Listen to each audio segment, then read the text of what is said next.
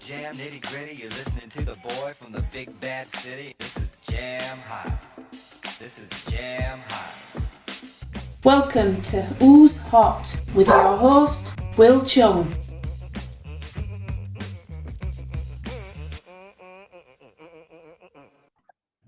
Hello, and thank you for downloading the latest UKOCR podcast.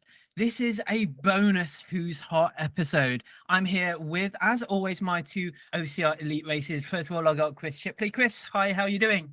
Yeah, what's happening, everyone? It's good to be here. This is the best episode coming out right now, isn't it? Of course. We've got Becky and Neal. Becky, how are you doing? Hello, very excited to talk about this race. This is possibly the biggest race of my life. So we are talking about the FISO World Championships. Becky, you are here because you are our vice captain, but we have a special guest. We have the team captain, Dean Johnson. Dean, welcome to the Who's Hot podcast. Oh, hello. And I'm really, really happy to be here and to talk over this World Championships and to assist the team in that all I can over the next week. I'm really looking forward to it. Well, thank you for jumping on and talking to us and taking your time out.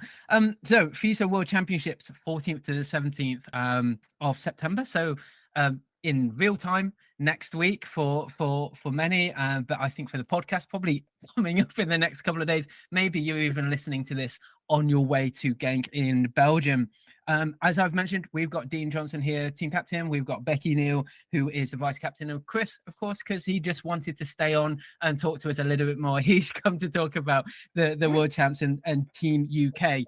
The World Championships, four competitive races. We've got the 100 meters, which is 12 obstacles, the 3K short distance, 20 obstacles, the 14K, what I would call the classic distance, around about 50 obstacles. And then we've got the 6K team race. And then we've, of course, got the 8K open race. Dean, Becky, let's talk about our team. Over to you guys. Oh, it's so exciting. I think we have over 100 people from the UK competing, which is huge. I think there might be a couple other countries with a few more, so we can work on that. But I think that is going to be so noticeable. And we've been working hard to get everyone to kind of together as a team, that feel like a team, look like a team.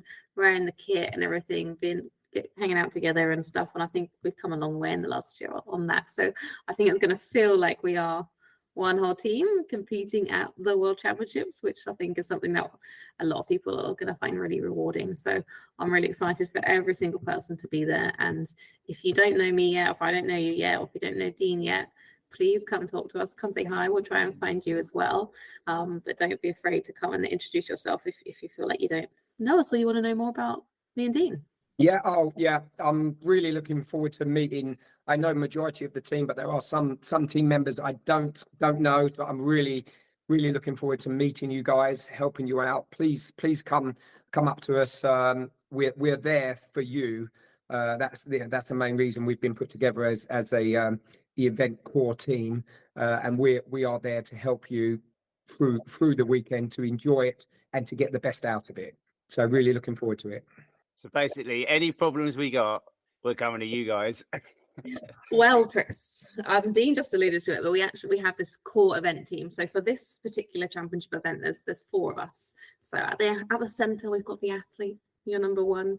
But around that, you've got national coach Dave Peters from Rumble. Little legs. We got Kate Joyce, who is team manager. And then Dean as captain, me as vice captain. So we are kind of working together as a team with different kind of roles and responsibilities to help kind of all work together to make sure everyone's got everything they need and everything covered and questions answered and different aspects. So we help in different ways. So if you've got some of those questions, they might be more suited to Katie. I think she's been working very hard with a lot of those questions, as she already is on the WhatsApp groups and with the announcements and things. Yeah. She's been really, really helpful so far with all the entries and coordinating some of the things we have to tick boxes we have to tick beforehand and things. Of course, if you have your own coach at home, then Dave is happy to, talk to your own coach and find out what would be useful for him to know as like the national coach for this event, to help you like in person on the spot, or feedback, or something, information that you need to know about you as an athlete, or how you deal with things, or what's good, what works, what doesn't work. Some people like to be really cheered on the sideline of school. Some people like it really quiet. Like even if there's things like that, tell Dave, get your coach to tell Dave.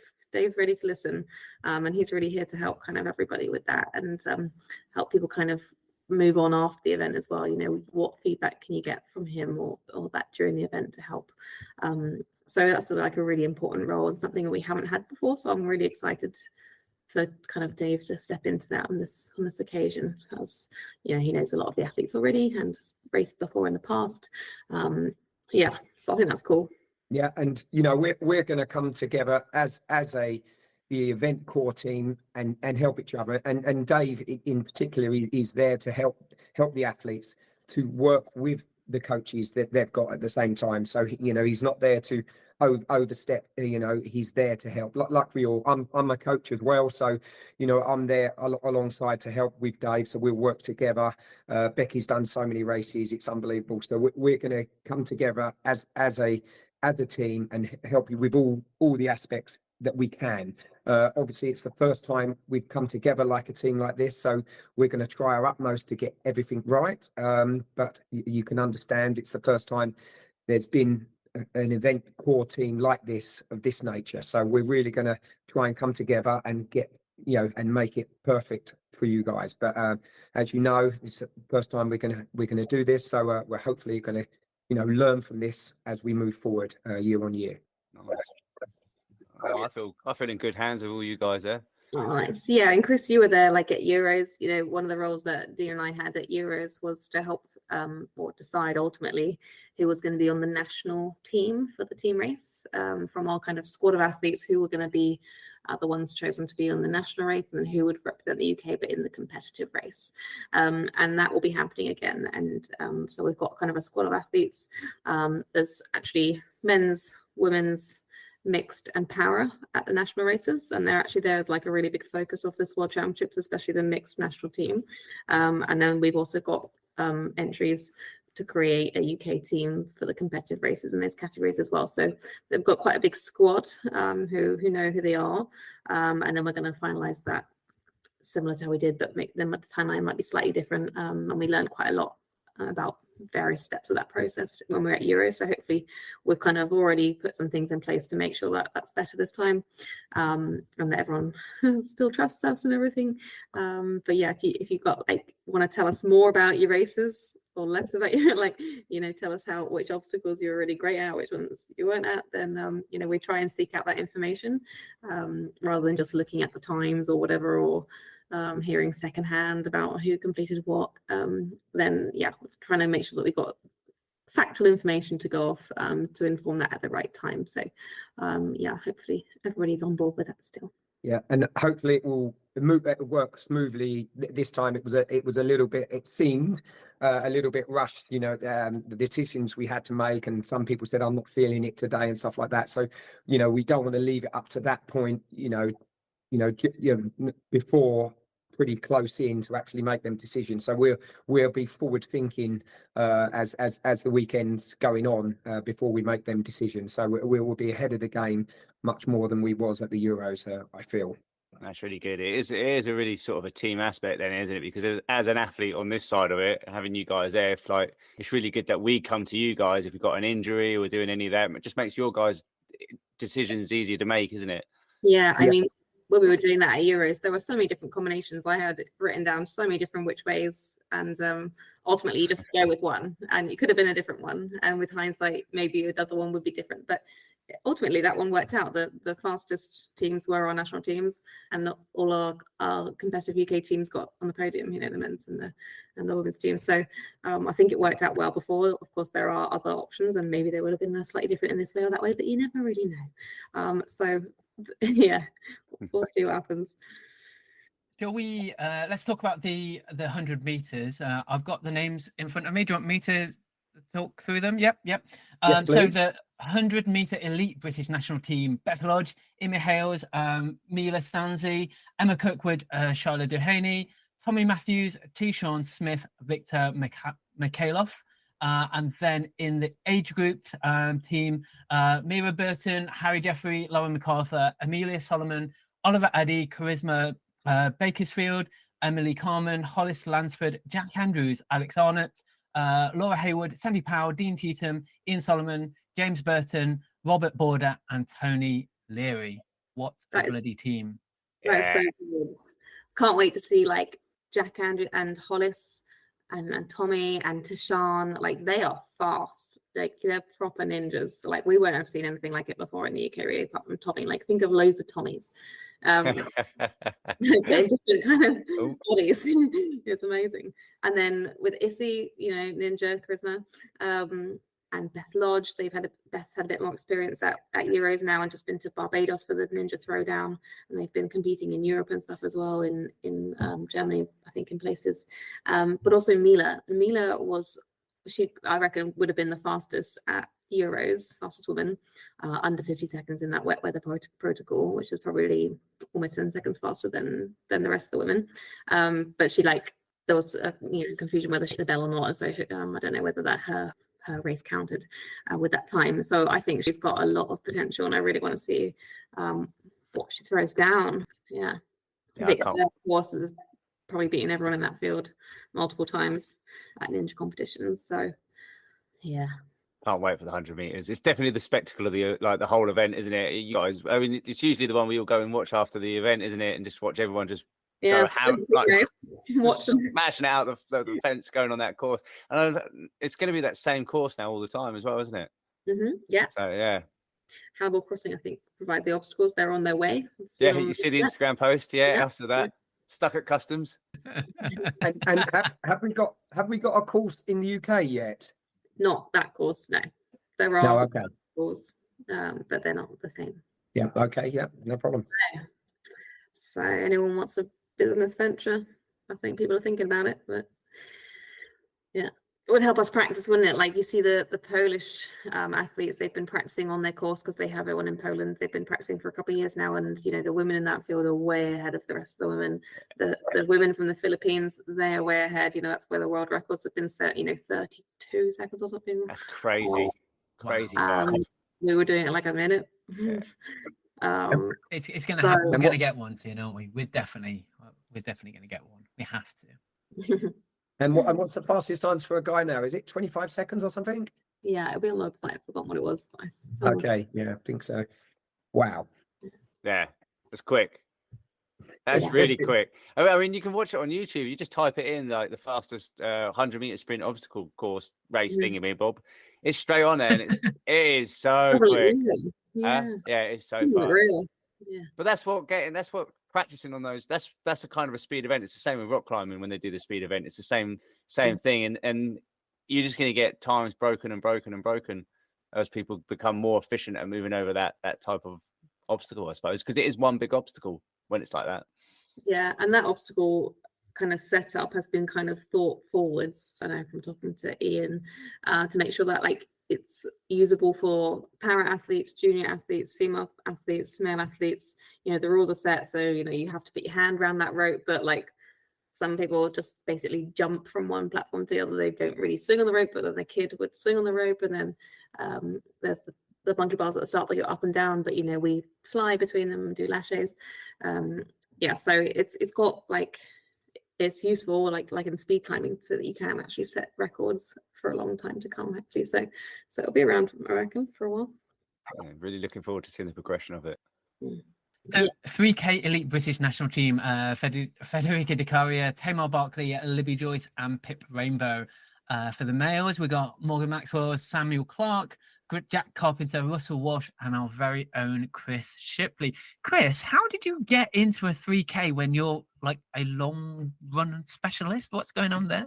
I've actually been thinking about this, and I've worked it out, because a 20K, I'm usually pretty good at 20K plus, and I've worked out that 20K plus, when you get into the later end of that sort of race, feels like a 3K race. So the back end of a long race is pretty much the same as a short race feels. And that's the only explanation I got for it. The forearm pump. Yeah, Mm. I'm good with the old forearm pump. Hmm. Stop.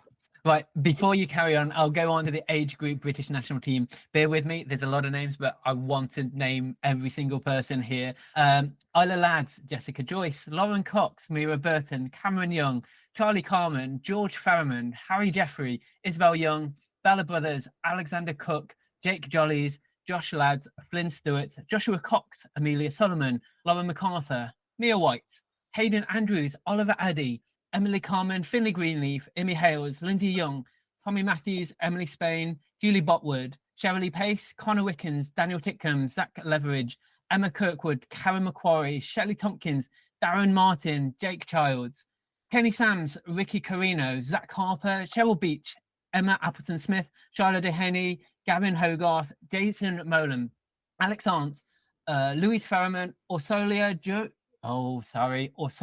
Joazy, Alex Young, Barry Buchanan, Chris Neal, Dascanella, Ian Solomon, Nikki Milam, Ryan Ibbotson, Erica Paul, Laura Haywood, Eddie Lambert, John Redman, Robert Border, and Carney Casillas, Dean Johnson, Jason Wright, Philip Erie, Richard Jarvis, Anthony Mills, Tony Leary, Andrew Durrance, and John Barlow.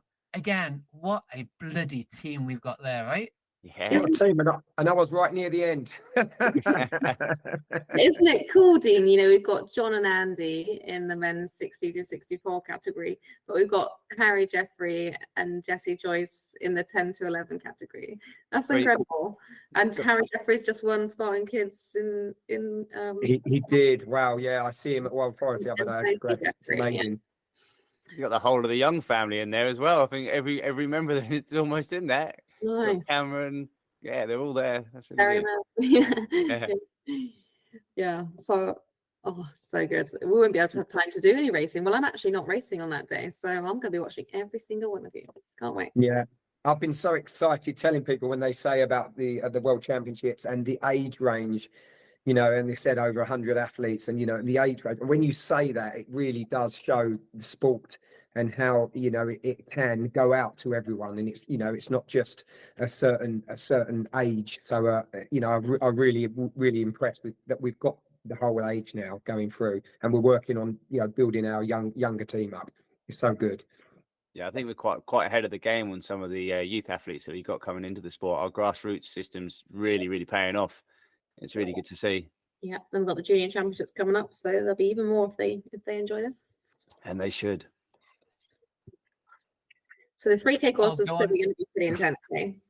How many obstacles did you say, Will, in 3K ish? 20 obstacles in 3Ks.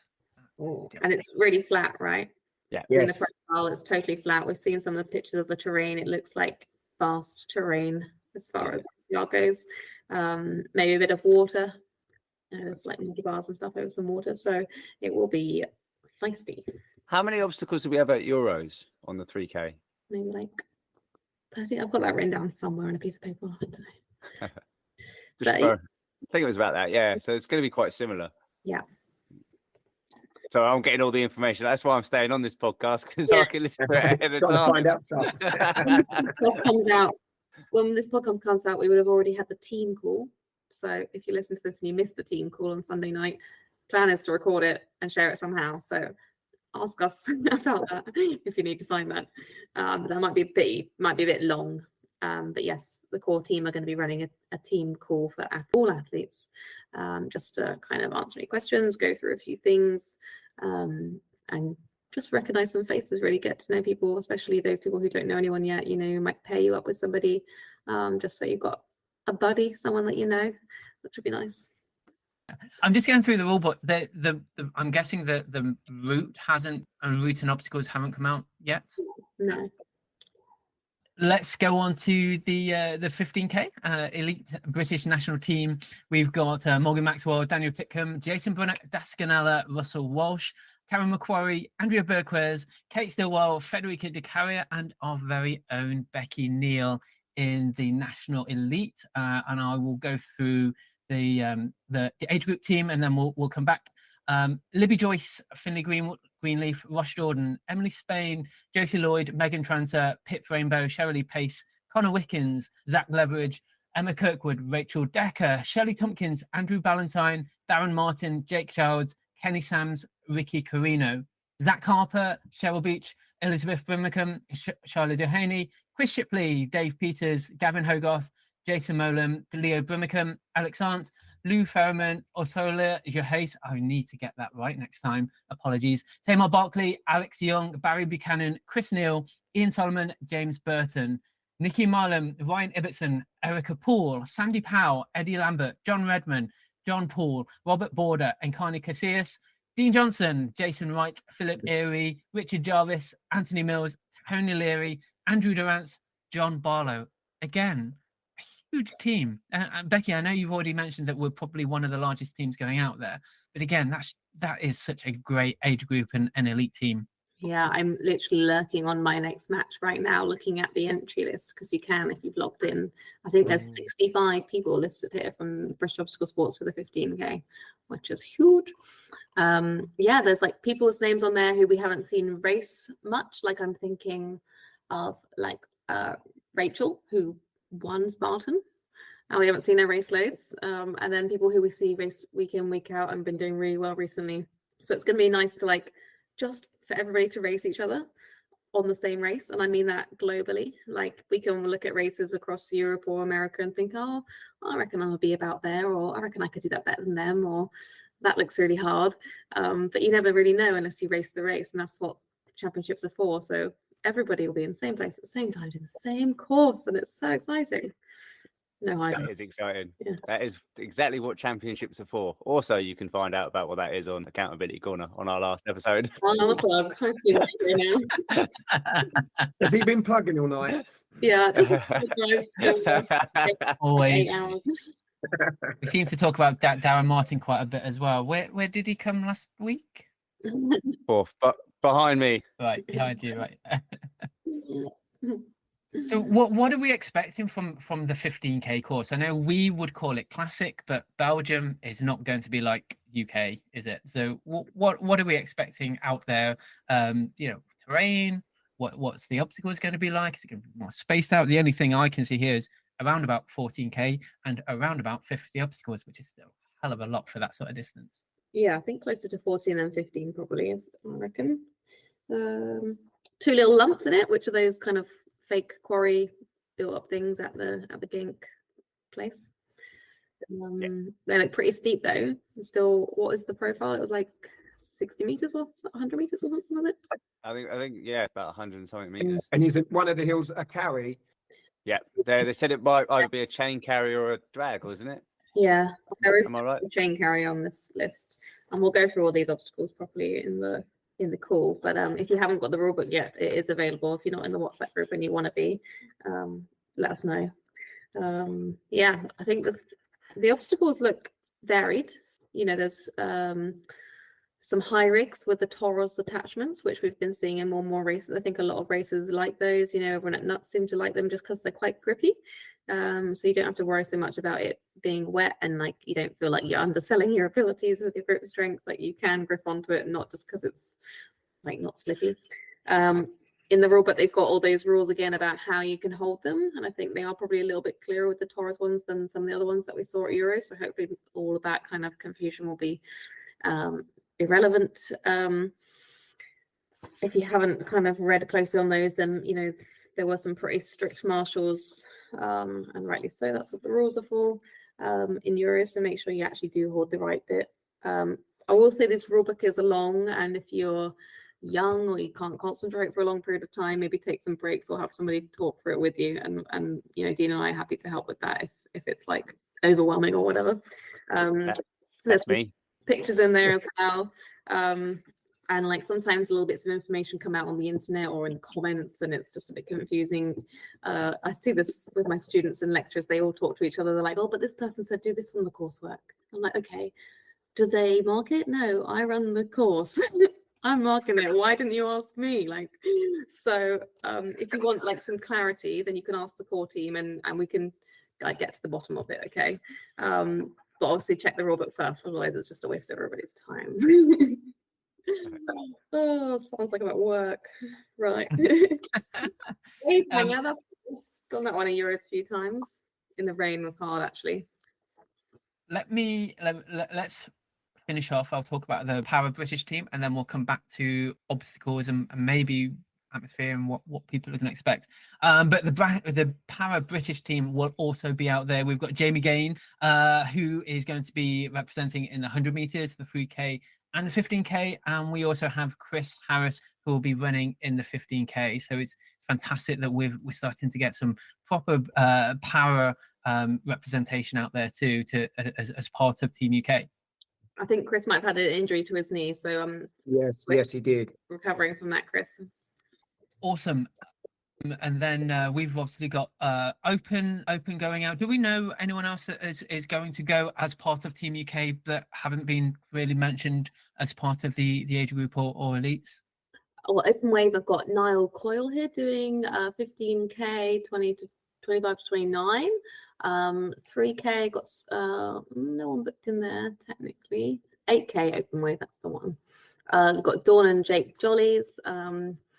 Jake's young guy, 12, 13. I met him at Rude Rampage. He's been volunteering and stuff with his mum at Bush Obstacle Sports. So thank you to the Jollies. Jamie Gaines in there, Emily Young. A couple of people maybe having a go at the open race together. Dan Titko, Claire Rosser. Got Andrew White, Rebecca Cohen, lovely Becky, Rebecca, Bill Stubbs and Wendy Brothers, of course. Emily Young's in there. Yeah, so a few booked on there. I don't know if they're all confirmed. So yeah, that'll be exciting. Hopefully Dan will wear the Spice Girls costume. Not sure you're allowed to wear the UK yet, so damn it. More Professional. That's a shame, isn't it? Yeah. So yeah, we've got the kit. We're going to wear the Team UK vest for the races, the same one. Everyone's got their uniform to wear to the opening ceremony. And if they get on a podium, we're going to be wearing our boss t-shirts with our national team on the back. So hopefully everyone feels like part of the group.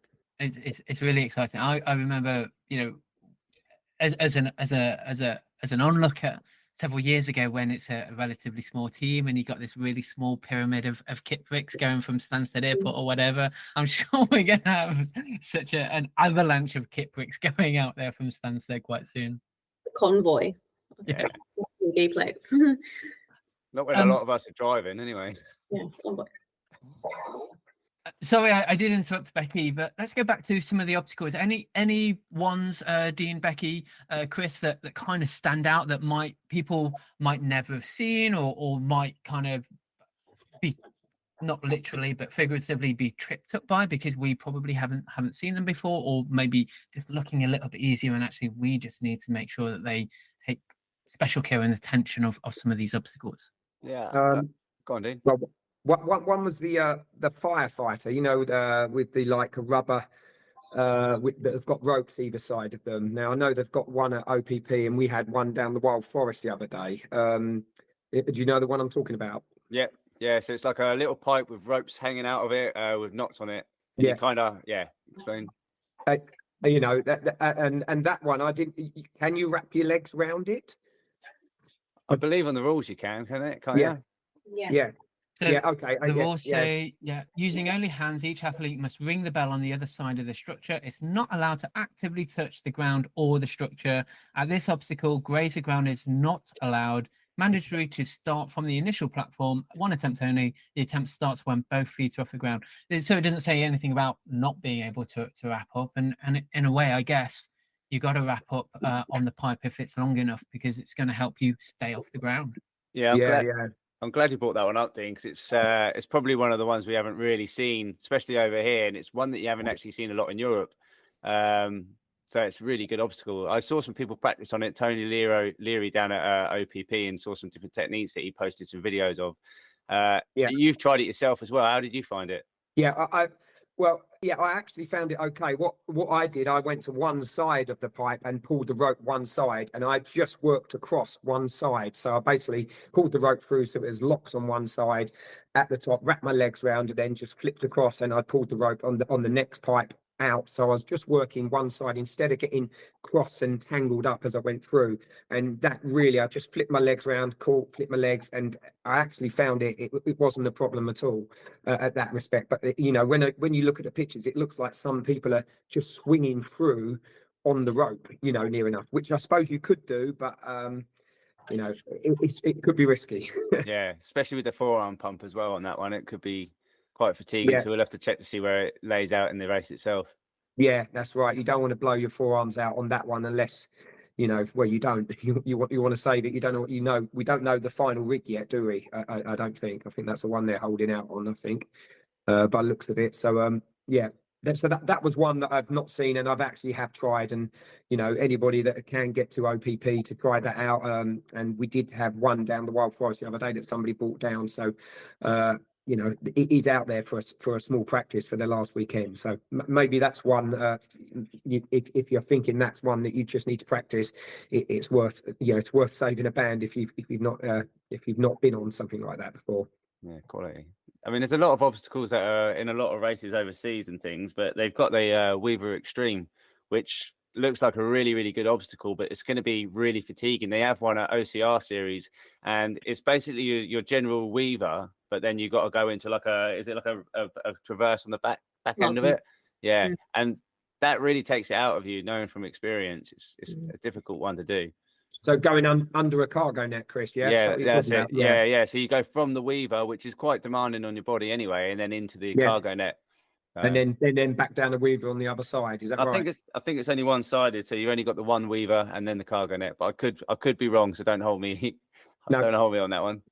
Okay, well we will soon find out. Yeah, but we know climbing under a cargo net. It was at the Euros a couple of years ago, and they had underneath a cargo net, and honestly, it just killed people that year, in particular. So as soon as I got back to Wild Forest as a coach, we set up a cargo net, so we had to go underneath it to practice trying to save your grip, because going underneath a cargo net seems easy, you know, but if you get your feet caught, you're hanging underneath it for a time. So yeah, it's something that you need to consider, you know, to save your grip for sure. Yeah, but that's it as well.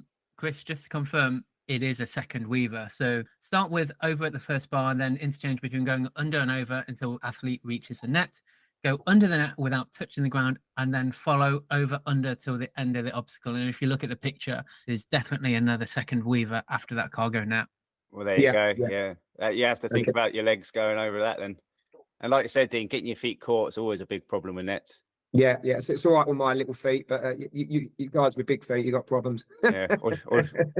Or Jason Wright, he knows what his problems are with nets. Yeah. I think there'll be a few of those fatigue ones and a few really big ones. You know, there's like the cargo net one, which is basically climbing up containers, like 2 containers, and then going across that cargo net. There's the net fly one, which has got that big rope swing to catch like a net against a wall. You know, I think some of those ones, you know, you can just make a mistake. Like you can swing on that and not hold on to the thing properly and then let go and end up in the water. And that one's mandatory, which means you get infinite attempts on it. So that's okay. But like some of these, you're climbing out of the water, like you're going out of the water, climbing rope, doing monkey bars, or you're climbing out of the water, going up a slide in reverse, basically. So it's going to take it out of you, like tiring wise. It's going to affect how heavy you're feeling in terms of whether you got like really wet feet. And it's hard to kind of get back into the running rhythm after some of those things, even if they're not that technical. Yeah, and those monkey bars, are they wooden monkey bars? They look like they were, if that video was correct, I see the other day. The ones in the water, or the ones in the water. Oh yeah, maybe. And they've also got the ones which I thought might be like those clog ones that they had ages ago at Euros, but actually it's just like a forwards traverse with holes rather than. Oh yes. Holes in the bin. You've got to put your hand in. Yeah. Which again, for large-handed athletes, can be a bit of a tricky one as well. Yeah, but you could probably miss a couple maybe. Yeah, maybe. Go sideways if you're worried about your tire. And another one I'm just looking at is the footloose one. It looked easy when people were doing it. It's the 2 ropes that are going along a couple of bars. You've got to go with both ropes and then shuffle along. Oh yeah. You know, is that one just going to be arms only, flicking quick, I think, and just getting momentum? Surely no one's going to do any locking with the feet or anything there. They've just got to go and shuffle their body and jolt forward, I think. I think we did some videos of people actually doing a foot lock and then moving one at a time and moving across. Is that on both both distances, or is that just on one of them? I think I can't remember. That's just on the just short short. course. That's going to be pumpy. That is going to be pumpy. But you were right, Becky. I've seen the video where they literally footlock on one, use that to keep their body on it, and then move the next rope across to the left-hand side, then transfer their body, footlock, and then throw it again. It's time consuming by the look of it, but then it's going to save a hell of a lot of arm pump there. But on a short course, if you've got, shame we haven't got anything like that, and then obviously you could step something up like that and the poles could be different and the way it runs along it could be different. But, when one of the videos, when one person just flipped along it just, you could see how much time saving it is if that's doable. But obviously just seeing the first couple of people go through, but the elites are going later, aren't they, at 1 o'clock or something, I think. Later so unfortunately we missed that watching the elites go off. Not that we all do it like the elites, not me personally, but so I'll see the younger guys go and then make a decision from there. But looks at that, that one. I'm actually looking forward to having that insight now, rather than being the first person on it, having seen no one do it yet. Yes, indeed. It's quite a few like nice swinging obstacles, like combi ovals and other kind of spinning ones, and wing nuts and things, which I just really love those ones where you can like run in, swing through, run off. Doesn't really take a lot of effort, but you feel like you're flying, or I really enjoy those obstacles, so I'm excited for those ones. That makes it feel more like a toughest race to me. That's how I feel that really goes. And then there's a few of the team ones in here as well, similar to what we saw in the European one in Italy last year. So remember the team race, whatever competition level you're competing at, it's not a relay like Euros this year. It's a team race, so you run together like in Euros last year. So that means you need to be similar speeds. It also means everyone has to do the obstacles, not you do these ones and I do those ones. So just make sure everyone's clear on that. And that does actually make a difference with the team selection. Yes, it does. Yeah. One woman that's way faster than the rest of them, because they won't be able to kind of deliver on that speed necessarily. So it definitely changes things. But of course, everybody needs to be able to complete all the obstacles. So if there is an obstacle that you just hands down can't do, like it's going to include penalties potentially. Floor Lara, but that one was hard work in Euros. I don't know whether it was just because I was trying to keep up with Daniel Titko and Daphne Scanella, or whether it was because they were just heavy pallets, but I was breathing loud. They literally pushed me. We can tell all the UK people about that. Like physically pushed my back up the hills so I could run faster. I felt like I was flying. So every time I lifted off the floor for a stride, I went nearly twice as far as I do normally. So if you've got a mixed team and you want to physically push, just maybe get consent first, and then well, I just get there. The guys would go first. I'd complete the obstacle last, and so I could get a breather, and then we go again. Intervals. You can actually find that on the European video. Oh yeah, you guys. Yeah. Yeah, but you could practice that palette thing in your team if you know who your team is. You don't have to have a whole palette, but practice what you're going to do or talk it through. How you're going to put it down, pass it. I remember it really aching my arms, like moving a palette like sideways and throwing it and jumping it. You don't want to be too far. I don't want to be too close, and all of that. A couple of Spartan obstacles in there as well. We see close sandbag carries. We've also got that rolling over the barriers, which that's going to be a swim, isn't it? Yeah, is that just a team event, that one? Is it just a team one? Is it? A course team, or is it in the others? I don't know. It's got the rolling over the barrels, and it's got team infinite attempts. So I'm not sure. Oh, that's a shame. I thought that was going to be in the thing. I was quite looking forward to a swim. Yeah, for teams only. Yeah. It says there anyway. So let's hope they don't. Yeah, that's just for the team by the looks of it. Because I wondered how you can get over there. It's obviously pretty hard. What is it, Tough Mudder, or what is it, the ones where you have to help to throw other people over? This is the moment. We've got to do Well, how do you tackle that obstacle? I'd be going upside down, though, or whoop. Lumberjacks, isn't it? Lumberjacks, Becky. No, that one's on land. This is the one in the water. So there's like a tube in the water that you have to go over. A bit like Block Nest, but not a square. Bit like in nuclear, in the aquaphobia section, we have to go over those tubes, but everyone just goes to the bit where it's shallow. Swim at it. That's basically it, isn't it? Check them over. Chuck them over, drag them over. Yeah. Maybe just go one little snake. There is a snake. That one looks quite long. We've been practicing that in various places with urban sky rigs. There's this monkey bridge, which is different to the sort of Tyrolean traverse one.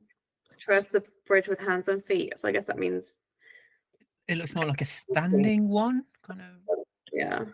But it's one attempt, which is mean. Like balance one attempt obstacles are quite mean, I'd say. Yeah, they are. Is that really? Does it say that? Well, it says monkey bridge standard one attempt, hands and feet. One attempt only. The attempt starts when both feet are off the ground. Athlete starts with hands and feet behind the sign at the beginning of the obstacle and finish over the sign at the end. It's not allowed to use the bridge on which the athlete completes the obstacle. Yeah, so I guess they don't want cues there, which is why it's a single attempt. But it could be like a. If you just stand on the bottom rope and you got the top rope or Yeah, something and going across. That's what the picture looks like. Oh, there's a lower one. Oh yeah. Yeah. Not So, one we have a lower rope, just that one. That's not too bad then. no, Okay. that's a nice Like a easy slide one. with a handle. That's nice. But I then was just again, looking. Sorry to go back. I was just looking at that firefighter. That's on the standard course, so that could be a bit of a hold upper if people get that wrong. And do we know how many lanes that there are? Don't know. but that's the beauty of the single attempt. Really, it really does stop those cues building up. It does, yeah. I mean, I won't go back to it, but years ago, that the Euros when it started out, it was just it wasn't right. It's so moved on, the last few years. It's so much better now. So flows. Does anybody know how long the dip walks are? Because that was I've got them now. I've mastered them, but Well, the dip walks in the picture are those wavy ones, which make, I think it's like the red shiny metal ones, which are tricky if it's wet. Like if you got it's quite slidey, and they are sometimes quite wide. And I know some people have injuries to elbows or shoulders or muscles, which make it difficult. You can't graze the ground, touch the ground, but you can have multiple attempts. Instant attempts. I see that. Thank God for that. I got it mastered now though, but that was a shoulder take. I was like, oh no, no, I'm ready to go now. That training's done. The thing is, Dean, you've had that shoulder injury, the operation on both shoulders. It's amazing, like that you're racing at the ability that you're racing at. So yeah, I know. I mean, like everyone, and but them. Well, it's been about 3.5 years out. To just build strength. So and it's not till you get to obstacles and you start racing, you think, okay, I've got to work on that and I've got to work on it until you start doing races. But each race I'm doing, everything's improving forward. No, I love seeing it when you guys, especially when you've had these operations and you've come back. I love seeing it. Jason, you're all the bionic men. Good. Yeah, I know. I just remember racing you and Nuts for 4 laps and stuff, and James and Eddie Lambert and Declan and stuff. I just remember the level I was at then, and unfortunately, the injuries do slow you down, and you've got to build on it, like everyone. And it is finally coming together, and I've had 3 months where I could actually train solidly and not break it. So sort of going to myself, but it's good to come back. And for everyone that's coming back from injuries or they've had niggles and they've had to work through stuff, we've all done the best we can with what we've got and the training we've got. So we're moving forward, and we're gonna give our best performance we can for what we've done. And that's the way to look at it. Some people think, I've got this, I've got that, but we've trained at the elements we need to work at, and we're going to see what we can do out there, and hopefully it's going to come together for us. Yeah, that's right. I like that. What's really interesting, guys, is the last few pages of the rule book. First of all, I know we got loads of photos. It tells you the rules, and then you've got 2 obstacles: final technical obstacle A and final technical obstacle B ?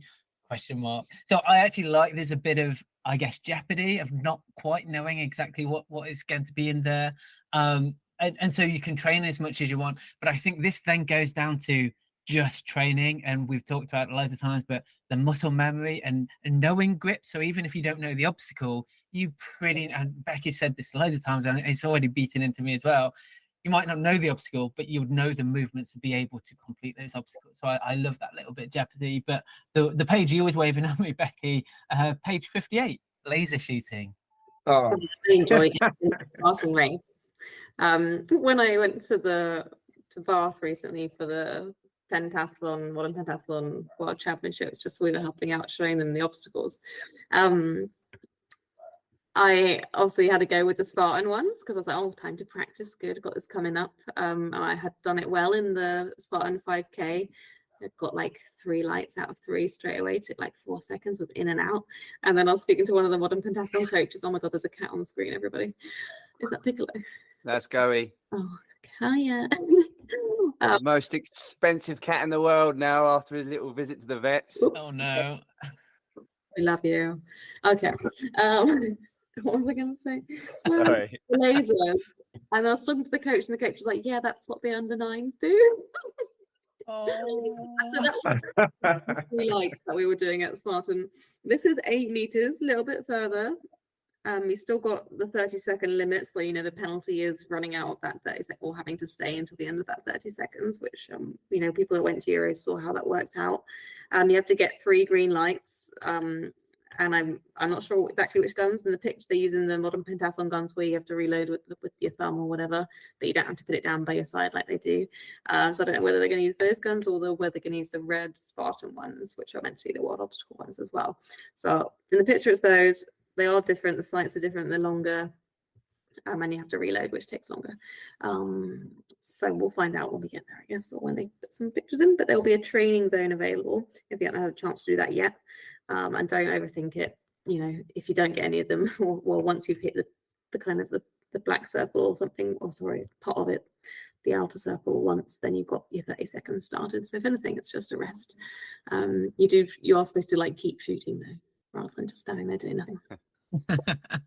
But it is in big red bold letters. Recommendation: laser shooting training will be available at the venue.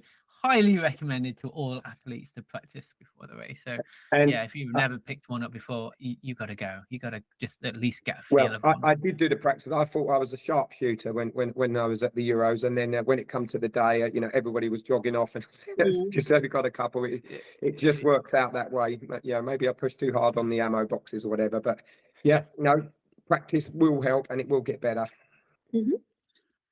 Awesome. That's a lot of the obstacles.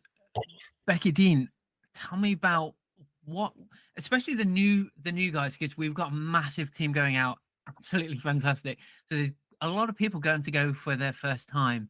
Let's talk about expectations. What are they going to expect? What's the atmosphere going to be like? What's it going to be like as part of Team UK representing the UK at a World Championships? Come on, let's start to hype it up. Let's start getting them really excited.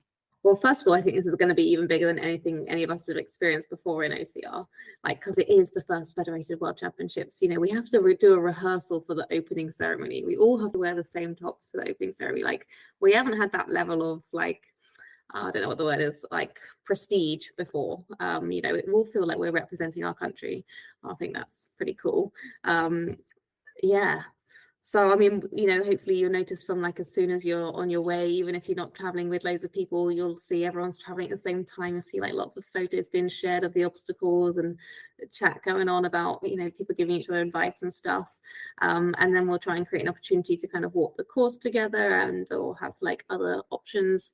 You know, some people want to do that on their own. Some people want to do that with a coach. Some people want to do it with a specific group of people. So we try and, like, make sure there's something for everyone there. And then I think it just gets exciting. You know, people obviously get nervous. I think that's something to expect. Like, you might find that hits you, even if you don't usually get nervous. Sometimes I don't feel that nervous. I've done a lot of races, but I definitely find it hard to sleep the night before. And so if you start thinking, oh, I'm not sleeping, that's probably harder to sleep. And everyone knows that you can't just tell yourself to sleep better. But, you know, you've put the work in, like Dean was saying, you've got through the injuries and everything. And I think a lot of people have actually done a really good amount of training, or a lot of training. And the most important things to do is just not to undo all that. So just remember to eat, remember to drink, get sleep where you can. Don't overdo it, like walking around the course. You know, people can add up quite a few kilometers by doing that, or by spectating others. So sometimes you've got to kind of soak up the atmosphere, but other times you've got to protect yourself a little bit and say, oh, actually, no, I'm not going to go do that with that group. I'm just going to go back and sit down over there, or I'm just going to look at this thing one more time because I'm feeling a bit more haven't really thought it through yet. So think about yourself. There'll be plenty of opportunities to kind of join in. We're trying to socialize a bit more as well. On Sunday night there is like an event, like a party, I think, but some people have to get back to go to work because we all have lives. So impressive, everyone kind of going back straight after those. Knackering. What was missed? Chris, you've done quite a few as well. Dean, talk to me. Well, you know, everyone that's going, number one, you're representing your country, so be super proud that you've qualified to get there. So number one, just to achieve and be there as a team and being part of the team is going to be one thing. As Becky said, don't overthink everything. You're going there, you're going to do the race, you're going to do the best you can, and nobody's, we all want to do well, and we know who's got potential, to get a medal, but things don't always go to plan. So especially if you're doing a 3K and a 15K like I am myself, I know where my A race is the longer race, but I'm still going to go at the 3K and do the obstacles, but just don't overthink you can just do the best you can. Once that day's gone, you can move forward. As Becky said as well, think about yourself. Sometimes I see people at the Euros and at events walking around all the time. They're there all the time, and it is draining. So you do need some time out, and take time out when you need it. Just being there all the time and you feel like you've got to be there. Sometimes you need to take time out, and maybe that's something we need to put out there, that there's an area where we can just say, okay, let's all go and chill, get away from the obstacles. We've looked at everything, because you can overthink it. So there are a couple of things to consider when you go out there. Yeah, definitely. Nice words, Dean. And it's definitely, for everyone that turns up, it's a privilege that we've been selected and qualified to take part in like an historic event, because it's the first federated obstacle world championships. That's like a part of history, and like the work that everyone's done to actually get themselves into this position, it's done off your own back. And it's something to be really proud of, and something to really be like to have people aspire to, and it's just good. It's good stuff. Good people, good stuff. Exactly that. And it's gonna be wild.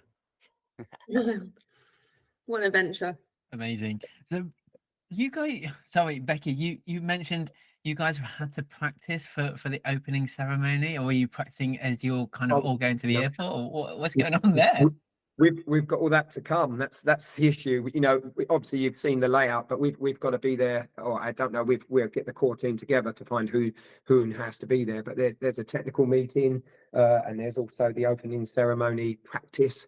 So these things will be put together. Behind the lines by the event core team, me, Becky, and Katie and Dave. So we'll be putting that together and basically getting ready for an opening ceremony, and it's going to be amazing. I mean, we did get a bit wet at the Euros, so it was a little bit different. Hopefully it won't be the same here. Yeah, and there's been a few other kind of admin things that people have had to do to kind of get to this level. Like, it is, just imagine comparing it to like World Athletics Championships. The kind of the images that you see in that, like people on the podium wearing their national kit with national anthems and everything. We saw a glimpse of that at Euros, but I think this will be another level. The proper podium ceremonies and everything is very tightly controlled, and it's something that people want to show to even the IOC that we can produce events of that quality.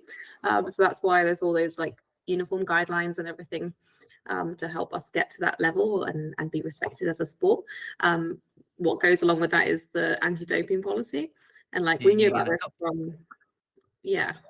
from like ages before, and it's actually happening. We've all completed, all the athletes competing have completed the International Athlete World Anti-Doping Agency module online. We all understand it. We've got certificates that we've had to kind of upload to our entries along with that. And I think that just kind of, at the start of that course, it talks about values and fair play, and it does actually mean something, like that your performance and everyone else's is fair, and that you pushed your hardest, and that you can respect somebody else for beating you in that sense. So I think it's good. It's hard work, but I think it's important stuff. So good work, everyone, on studying your 16 hours of science homework. Gonna wave goodbye to the cat now. Wait for my the cat's going. Cat's ready for bed.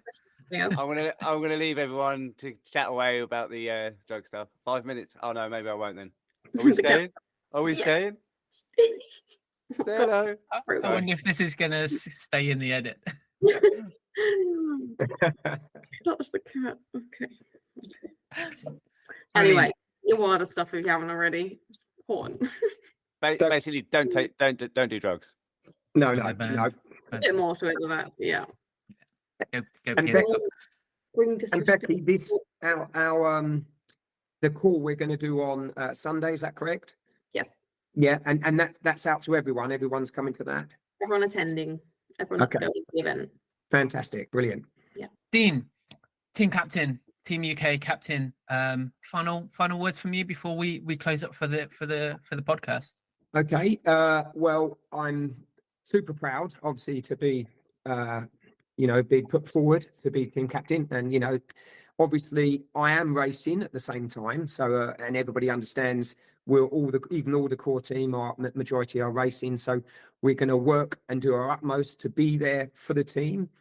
And we just want everybody to go out there, enjoy the experience. I mean, it's going to be amazing to be part of the whole weekend. Is just going to be amazing. So, I just want everybody to go out there, enjoy it, do their best, work together. Me and Becky will be working together to make it and make our selections good for our national team to go forward, our teams that we're going to put forward. So, just looking forward to seeing everybody next week and to enjoy the weekend and do the best they can. Hell yeah.